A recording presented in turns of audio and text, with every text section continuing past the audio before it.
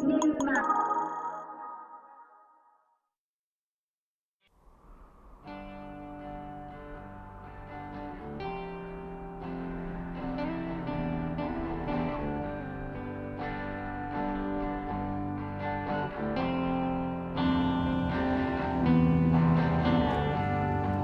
drives an older car,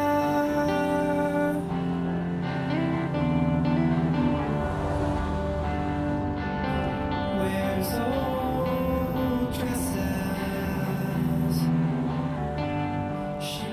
Right in the middle of the Bible is this collection of Hebrew love poems that are so explicit and erotic that young Jewish boys weren't even allowed to read them until they were older. Now, Song of Songs gives us like a picture, a series of pictures of the relationship between a man and a woman.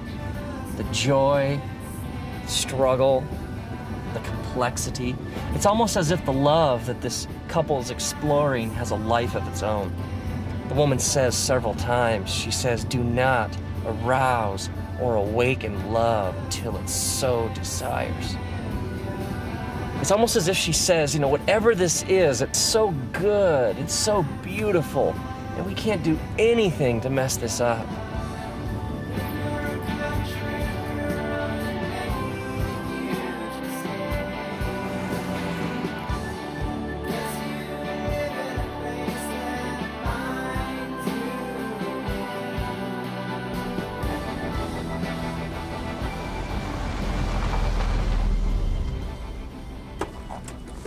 We get incredible mileage out of this tired old English word love, don't we? I mean, we'll tell somebody that we love them, and then in the same breath, we'll talk about how much we love a new car or a certain pair of pants. I mean, I love my wife, and I also love tacos. Now, we have to keep in mind that Song of Songs was originally written in the Hebrew language, which has at least 3 different words for our English word love. The first word we find is the word raya. Raya would be translated literally as like friend or a companion, somebody you hang out with. We might even translate it as like the word soulmate. We hear people talk like this all the time. They'll say things like, you know, she's my best friend, or I can tell him anything. These are all expressions of raya. So we see that at the core of this relationship between these lovers, there's a friendship.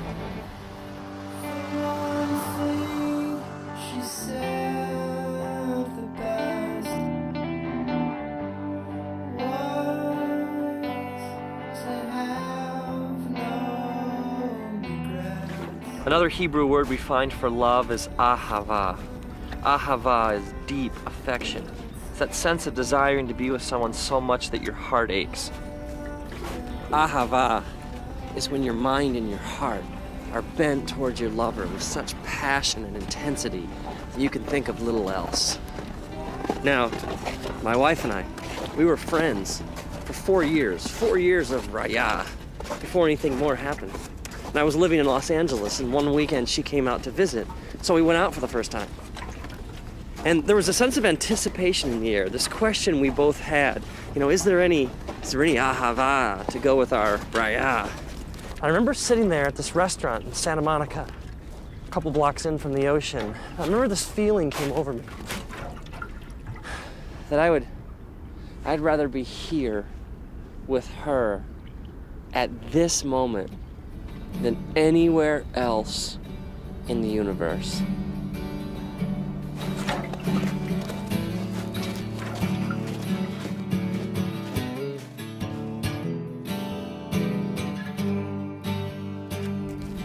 The lovers in Song of Songs declare that ahava is as strong as death, that many rivers cannot quench ahava. Ahava is love of the will. Now this is way more profound than fleeting romantic feelings. This is much more than like temporary urges. Ahava is making a decision to join your life to the life of another. This is an emotion that leads to commitment, that leads to joining your life to somebody else's. Ahava is what makes things last.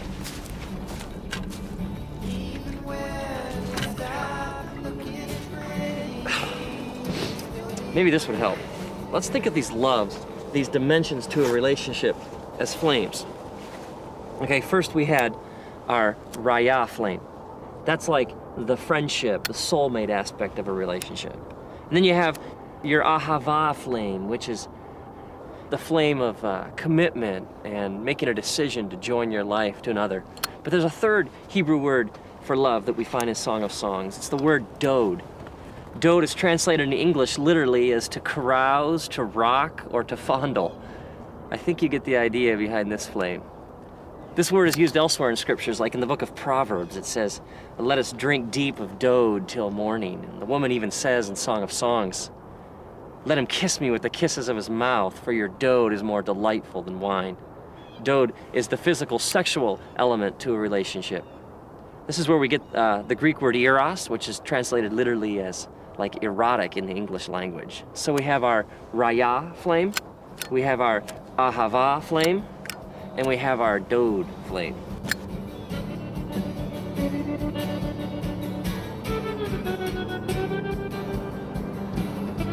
So when this man and woman come together, all these flames get combined. Now, Jesus talks about this idea of entire beings coming together. He uses the phrase one flesh to describe this connection between a man and a woman. Now, this one flesh is way more than just a physical act. I mean, it's emotions, it's hearts, it's minds, it's experiences. It's the mingling of souls. And so this coming together physically becomes a picture of a deeper spiritual reality.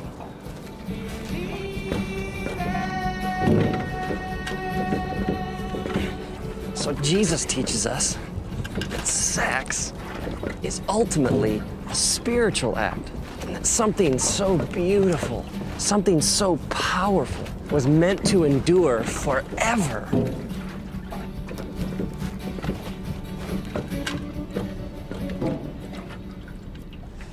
See, the one flame burning all by itself will never be as hot as all the flames burning together. I mean, we were created for all the flames to burn as one. I mean, think about all the ways that we mess this up. I mean, take an affair for an example. An affair is two people sharing the dode flame, but without any of the other flames.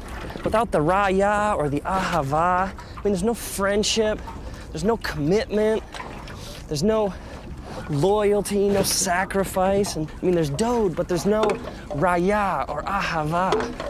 It's two people trying from this one flame, the dode flame, to get all the heat of the three flames burning together. I mean, no wonder it leaves a person empty and unfulfilled. We were created for so much more. And so the person keeps coming back to this one flame over and over again, and yet it never truly satisfies. It can't. Or how about the couple who have been married for years and they're still together? There's still some commitment. I mean, there's still some ahava, but let's be honest, there's not much else. There's no friendship. There's no sex. And they neglect the flames, and eventually they flicker and they fade and they go out.